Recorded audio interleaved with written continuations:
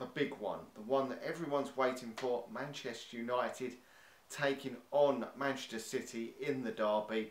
Now, it's scheduled to play on Sunday, so that's tomorrow, but there's been reports that it could be rescheduled due to heavy snow to fall of up to 10 inches. So we'll have to wait and see if it goes ahead. Now, I'm hoping that the derby is cancelled so that Manchester United would hopefully then have Paul Pogba available when the game's rescheduled.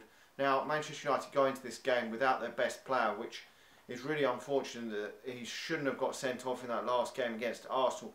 But that will probably hit Manchester United too hard, and I think it's going to be too hard for Manchester United to get the required result, which is 3 points in this game to keep the title race alive. So if the game is rescheduled, I'll be very, very happy with that. Now, we're going to make a number of changes to that starting lineup that we played against CSKA Moscow in the week, and so will Manchester City. Their Champions League game ended 2-1 defeat, their first defeat of the season. Now, obviously I was pleased that they finally lost, but I'm not reading too much into that one because we know that were not bothered about that game. They still put some strong players out. The likes of Aguero did play in that game, some of the game anyway, and Jesus. So they did put out some players that will play obviously against Manchester United if the game is played tomorrow. Which, if I was a Manchester City fan, I would have been a bit worried in case they got injured because that was complete dead rubber for them. But that they didn't have anything riding on it, so they weren't bothered. So they don't give a shit that they've lost the game. So, but Manchester United had to obviously play their game. We did rotate a bit, so there will be players that are back for this game. David Hare's going to be back in goal. He's probably going to go with the back three. Rojo, Lindelof and Smalling will probably be the three centre-halves. I think Phil Jones might be ready to return, but I don't think he will feature in this one. We've got a game against Bournemouth coming up in the week. I didn't realise that, so he will probably be back in contention for that. It's going to be probably Fellaini and Matic in midfield. Jesse Lingard will probably play in sort of a number 10 position. Martial one side. Probably would be Juan Mata again, I don't know.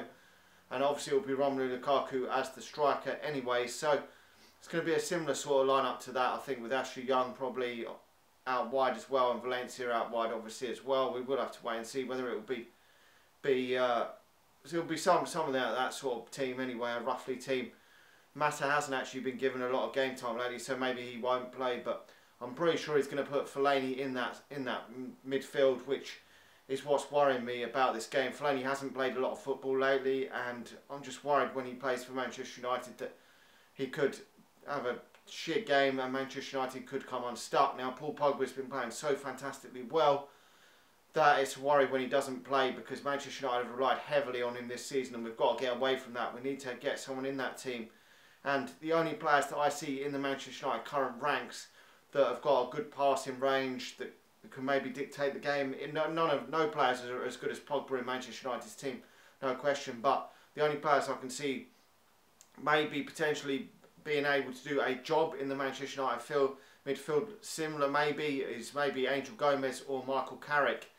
Now, obviously Michael Carrick's had an illness and Angel Gomez is injured anyway and hasn't featured for the first team this season.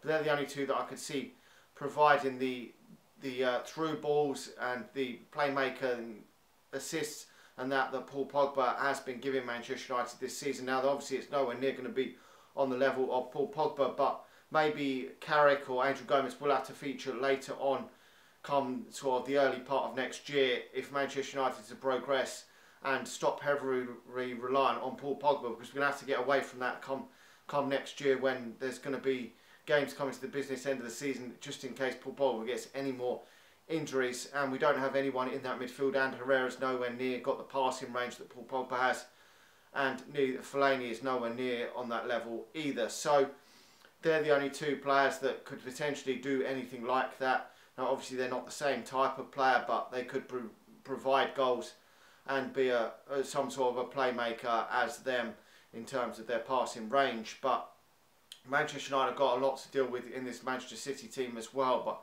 we're really going to struggle to create chances without Paul Pogba for this game, I believe. Now, they've got some real magicians in their midfield. Obviously, Kevin De Bruyne has been providing a bag of assists this season, and they've also got David Silva in there, two Very, very good players. They've also got Bernardo Silva, who sits on the substitutes bench, who's not a bad replacement probably for either of them. Certainly a better option than Fellaini if they've got any injuries in them positions. So they're stacked in midfield, and obviously they've got a frightening front, 3 or 4 players up front. They've got Sane, they've got Sterling, who both score goals and can create goals as well. And they've also got 2 lethal goal scoring forwards up front in Sergio Aguero and Gabriel Jesus. So whichever 3 out of the 4 start this game, it's going to be a real tall ask for Manchester United to keep the scores down and to keep a clean sheet. I would be highly unlikely for Manchester United, but you never do know. Manchester United have just got to go in with it with confidence, that because we have beat the likes of Watford, Arsenal, we've won at CSKA Moscow, and we've beaten Brighton recently. So we've been on a decent run in terms of winning games since Paul Pogba come back, but that is the problem, because he's not going to play unless this game gets rescheduled. Now, I think it's going to be a tall ask for Manchester United to get the 3 points in this. I think probably Manchester City are going to do us, which does really hurt me to say this, that I feel that Manchester City are probably going to get the win, which is why I just pray that the game gets rescheduled for when Paul Pogba is back in the team. Now, if we were to win this game, it would give Manchester United a massive lift going into that Bournemouth game, but I just don't see Manchester United getting the win. We could potentially get a draw though, and a draw would be a bit of a kick in the nuts, but it would still leave Manchester United with the 8-point gap, and we'd just have to rely on Manchester City fucking up further along the line. But Manchester United just cannot afford to lose this one, or the title race will be completely dead. Let me know your thoughts on the game. I think unfortunately Manchester City are probably going to get the result in this one without Paul Pogba. Like the video, subscribe to the channel if you're new, and I'll talk to you all again soon. See ya.